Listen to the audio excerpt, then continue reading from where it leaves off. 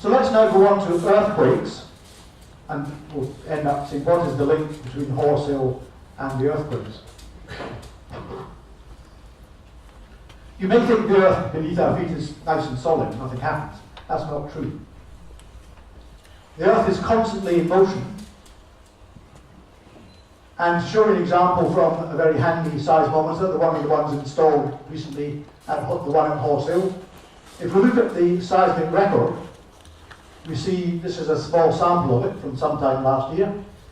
No, sometime this year.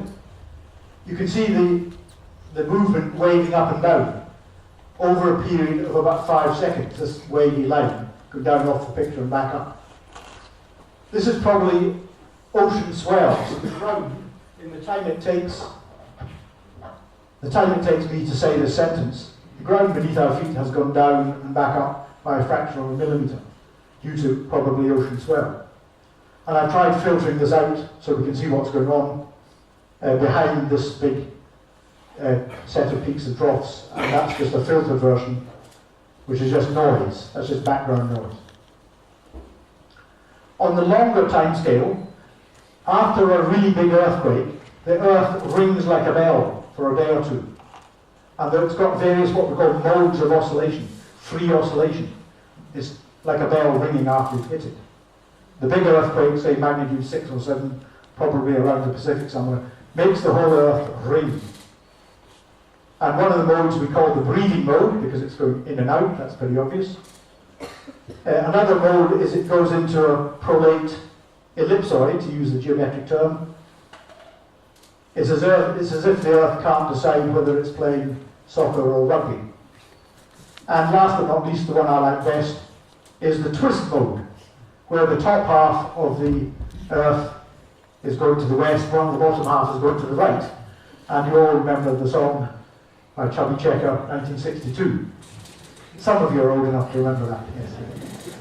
And last but not least, you all know about the ocean tides with their high to low tide of 6 and a bit hours. And the whole period is about 13 hours, mainly due to the moon, but also due to the sun. Well, the solid Earth is doing exactly the same thing. So 6 hours from now, this ground underneath our feet could be half a metre or a metre higher up or lower down than it is at present. So don't think of the Earth as something solid. It's moving around, it's creaking and groaning all the time. And on top of that, in Britain, the crust of the Earth is under stress. It's ready to crack at any moment. It's critically stressed, is the phrase we use. So the question, can drilling trigger earthquakes? So the interesting thing, down in the Weald, we have 140 years worth of data. It is rather curious. The Weald is completely free of earthquakes, other than possibly very tiny ones which couldn't be recorded by historical means. So when I made this slide, which is actually now a couple of years old, I said we don't really know whether fracking or acidization in an area like the Weald could trigger earthquakes or not. But the interesting thing is there didn't seem to be any earthquakes. So the earthquakes we've got, starting on April the 1st last year, are now marked in red. The blob is all the same size, but I've labelled some of the bigger ones with the magnitudes. It's called so-called local magnitude. That gives the size of the earthquake. And remember, every time you want 1 unit on this logarithmic scale, it means 10 times more amplitude and about 30 times more energy. So going from a 0 magnitude up to something 1, 10 times more energy, 10 times more amplitude, 30 times more energy. And here we come to the nitty-gritty. Do these earthquakes here, concentrated around Newdigate, with a few just west of the Horse Hill drill site, can they be linked to the drilling activity, particularly at Horse Hill? I won't discuss Brockham anymore. It's up off the map to the north, and everyone agrees that's too far away to have had any influence on the Newdigate swarm of earthquakes. But bear in mind, on top of the big faults that we can map using the seismic information, none of these faults come up to the surface, by the way. It's all done by geophysics. These will all be linked up by many small faults, which we can't see. So there is a whole network of faults in this area. The regional north-south side line I showed you earlier shows, we can imprint on that the depths of the various earthquakes. The BGS version of this, we're going from south to north, and we're down here at 1,500 metres, 2,000 metres, down to about 6,000 metres down at the bottom here. So projected onto this vertical section of very detailed geology, the Newdigate quakes, according to the BGS, come in a zone here, 1,900 to 2.5 kilometres down, and nominally at 1 kilometre depth, much more shallow up here. The BGS has said, well, the Weald is not a virgin area for earthquakes because there were 3 earthquakes at Billingshurst in 2005. This is true, but they were rather small.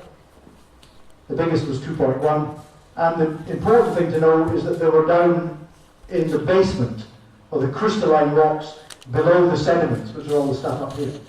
So while we admit, yes, there were 3 earthquakes in 100 years in the Weald that have been now mapped, they were down here in a different kind of rock, a different kind of crustal stress regime, that's the sort of architecture of the rocks, and have very little in common with earthquakes up here in the shallow sedimentary basin. A chap called Steve Hicks has done a more advanced study of the earthquake locations and their depths, and he in fact thinks that the very shallow earthquakes are best constrained, so he's very confident that there's a lot of earthquakes. This is very unusually shallow for earthquakes, to be only at 1 kilometre depth. Normally you think of earthquakes as 5 kilometres or deeper. And then he thinks more poorly constrained are the different set of earthquakes. Now the Oil and Gas Authority, which is in the business of promoting oil and gas exploration, both offshore and onshore, called a meeting after a bit of pressure of a number of experts and industry people. So there were government, industry, the British Geological Survey, and a number of academics. And I'm just giving you a sample of how they discussed things. They used criteria for deciding, is a particular set of earthquakes natural or has it been induced? This was a set of criteria drawn up about 25 years ago for the USA. So, are these, one question to be answered, are these the first known earthquakes in the region? So the BGS said no, because of the Billingshurst earthquakes. But as I've shown, yes, there were 3 Billinghurst earthquakes, but they have little in common with the earthquakes within the sedimentary basin that concern us. Steve Hicks, who had done the more detailed analysis, at that time he was rather agnostic. He said yes, there could be a link. That's where you answer yes to the questions. And then question mark no down here. So the BGS wrote off the possibility of a link by saying it was all no, the answers to all the questions, no link. But they only considered Brockham down in these other questions. They never considered Horse Hill, which I think is very misleading of them, because Horse Hill was there, it was shut in, which means they shut the valve. Horse Hill was there, and it wasn't correct of the BGS just to pretend it wasn't there. But over on the right, the version that I support is Stuart Hazeldine, Professor Hazeldine of Edinburgh. He thinks you can answer yes to all these questions. In particular, because of Horse Hill only being 4 kilometres away from the main swarm, and only 3 kilometres away from the magnitude 3 earthquake. Furthermore, he has proposed quite a sophisticated hypothesis where you can link what's going on at Horse Hill with the triggering of the earthquakes at Newdigate. I won't go into it, it's even I have difficulty understanding some of it. But just to say, there is a detailed geological hypothesis whereby if you release the pressure at Horse Hill, it's been shut in for 6 months, that means the pressure builds up, and then someone comes along and, as Stuart says, just with a big spanner, turns a tap open, and that can trigger off the earthquakes. It's a bit like, because you're releasing gas within the oil, a bit like when you open your bottle of champagne of an evening, you know how the gas comes out of solution and immediately bubbles up.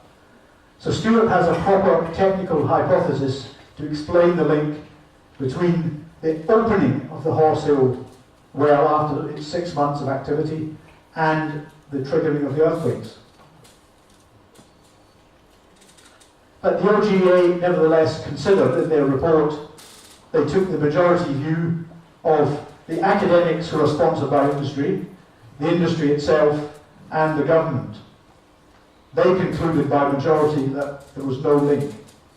Stuart was in the minority of dissenting from that view, and he has since developed his hypothesis in a bit more detail. So I tend to support Edinburgh's hypothesis for this link from the Horse Hill opening of the valve to the triggering of the earthquakes that started on the 1st of April last year. One of the problems is we don't have a record of what exactly UKOG was doing just prior to the 1st of April last year. They won't release the data, the records. Now, why are they doing that? Or why are they not doing that, I should say. So, my conclusions are that the crucial work programme logs, what UKOG has been up to at Horse Hill, have been withheld with the connivance of the OGA. I think their expert meeting outcome was biased towards saying, oh, there's no link, carry on, chaps. Because they're in the business of doing that. They've ignored the viable mechanism proposed, and not only that, on the 14th of February this year, after several months of silence, there was another earthquake. Once again, this apparently happened just as UKOG were doing things at the Horse Hill well. So this is strengthening Stuart's hypothesis. So I favour that there is a balance to Horse Hill, and I think we should operate on the precautionary principle that, given that it's possible, not proven, but possible or even likely that there's a physical link, we should halt any future drilling while we do more research. So where Surrey County Council comes in, and you local inhabitants, I think we have to accept that there is a problem. We need to demand more information from UKOG on their geology, which so far is just a mess and internally inconsistent. We need detailed information on their acid treatments, if they're going to do any. We need all their activity logs on an hourly basis. They all have to be released so we know exactly what they've been up to. We have to heed the local concerns and not carry on regardless. So I would beseech, perhaps that's a bit of a strong biblical word, but I would ask Surrey County Council to refuse or at least delay consent to this production plan of UKOG's, which would mean in effect a de facto moratorium. And if they're allowed to go ahead, the work has to be independently monitored by someone who is given permission to visit the site at any time of the day or night and get hold of data. Maybe there's a way to lobby the government to have a moratorium in Surrey.